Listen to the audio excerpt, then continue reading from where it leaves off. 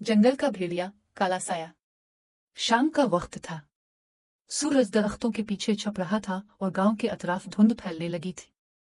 परिंदे अपने घोंसलों में लूट रहे थे और दूर से जंगल में कुछ ऐसी आवाजें आ रही थी जो किसी आम जानवर की नहीं लगती थी। गांव वाले जानते थे कि ये वो वक्त है जब काला साया जागता है। ये जंगल हमेशा से पुरस्कार माना जाता था। कोई नहीं जानता था कि इसके बीच में क्या छुपा है। दरख्त इतने पुराने थे कि उनकी जड़ें जमीन से निकलकर आपस में उलझी हुई थी, जैसे कोई सांप बिल खा रहा हो। हुआ चलती तो पत्तों से सरसराहट की आवाज आती, मगर कभी कभी वो सरसराहट इंसानी सरगोशियों जैसी महसूस होती। अफवाह। बुजुर्गों का कहना था कि कई साल पहले इसी जंगल में एक शिकारी रहता था। वो सफाक इंसान था, हर जानदार पर रहम न करता। एक दिन उसने जंगल की एक मादा भेड़िया को मार डाला और उसका बच्चा जिंदा छोड़ दिया। कहा जाता है कि इस रात चांद सुर्ख हो गया था और जंगल में ऐसी हुआ चली कि दरख्तों की जड़ें तक हल गई। तब से वो बच्चा गायब हो गया और कुछ साल बाद काला साया जाहिर हुआ। गांव वाले कहते थे कि ये कोई आम भेड़िया नहीं, बल्कि इंसानी रूह और दरिंदे का मिलाप है। वो रात को नमूदार होता और जो भी इसकी आंखों में देख लेता कभी वापस नहीं आता। फराज की हिम्मत। फराज गांव का बहादुर नौजवान था। लोग उसे अक्लमंद मगर जिद्दी कहते थे। उसने कई बार सुना था कि जंगल में भेड़िए ने लोगों को नुकसान पहुंचाया, मगर वो उन बातों पर यकीन नहीं करता था। एक दिन जब गांव की एक बच्ची नहीना लापता हो गई तो फराज ने ऐलान किया कि वो जंगल में जाएगा और हकीकत मालूम करेगा। सबने इसे रोका। बूढ़ी नानी जरीना ने कपकपाते लहजे में कहा, बेटा, वहां मत जाना। वहां वही साया है जिसने मेरे भाई को निगल लिया था। मगर फराज मुस्कुरा दिया, अगर सब डरते रहेंगे तो ये साया कभी खत्म नहीं होगा नानी। उसने एक मशल, एक छोटा खंजर और पानी की बोतल ली और रात के अंधेरे में जंगल का रुख किया। जंगल का सफर।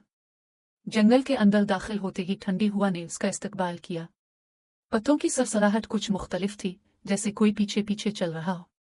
फराज ने मुड़ कर देखा, कोई नहीं था। चांद बादलों में छप गया। हर तरफ अंधेरा फैल गया। इसने मशल ऊंची की और वो रोशनी में दरख्तों के साए अजीब इश्काल में बदलने लगे। कभी लगता कि किसी दरख्त के पीछे कोई खड़ा है, कभी किसी जड़ के पास सांसों की हल्की आवाज सुनाई देती।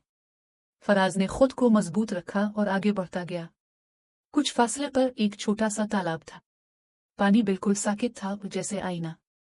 मगर जब फराज ने अपना अक्स देखा तो चौंक गया। पानी में दो आंखें झलमिलाईं, मगर वो इसकी नहीं थी। वो सुर्ख थी, जैसे आग जल रही हो। इसने फौरन पीछे देखा। वहां कुछ नहीं था। पहला सामना। अचानक कहीं दूर से हुआ देने की आवाज आई, हु।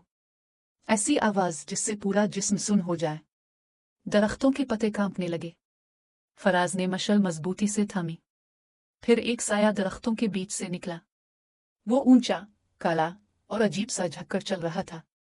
जब वो करीब आया तो फराज ने देखा कि वो भेड़िया था, मगर आम नहीं। इसका जिस्म आधा इंसानी लगता था। चेहरा लंबा, दांत खून आलूद और आंखें जलती हुई। तू ही है काला साया, फराज ने खंजर निकालते हुए कहा। हाँ, एक भारी आवाज गूंजी, और ता वो है जो मेरे जंगल में आया है। फराज के पैरों तले जमीन जैसे लरस गई। वो समझ गया कि यह सिर्फ जानवर नहीं, ये किसी बद्दुआ या अजाब का नतीजा है। लड़ाई। भेड़िया इस पर झपटा।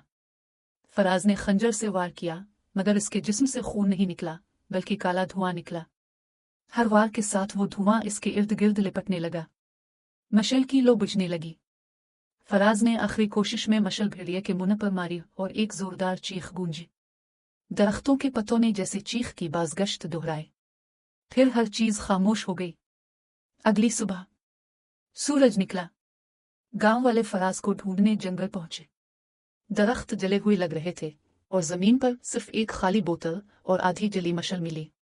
फराज का कोई निशान नहीं था। जरीना नानी ने आह भरी और कहा, मैंने कहा था, जो काला साया देख ले वो वापस नहीं आता। अंजामा आगाज। दिन गुजर गए। गांव के लोग अब रात को जंगल के करीब भी नहीं जाते थे। मगर एक रात एक लकड़हारा लकड़ियां काटने गया। जब वो वापस लौटा तो इसकी आंखों में खौफ था। वो बस यही कहता रहा, मैंने इसे देखा। वो काला साया। मगर इस बार वो इंसान जैसा लग रहा था, बिल्कुल फराज जैसा। अब गांव वाले कहते हैं कि काला साया मर नहीं गया, वो बदल गया है। कभी कभी रात को जंगल से किसी नौजवान की आवाज आती है, मैं यहाँ हूँ, मैं अभी जिंदा हूँ। और उसके बाद दौर से हुआ देने की आवाज गूंजती है। वो इख्तिताम। लेकिन कुछ कहानियां खत्म नहीं होती, वो बस नए चेहरे के साथ दोबारा शुरू हो जाती हैं।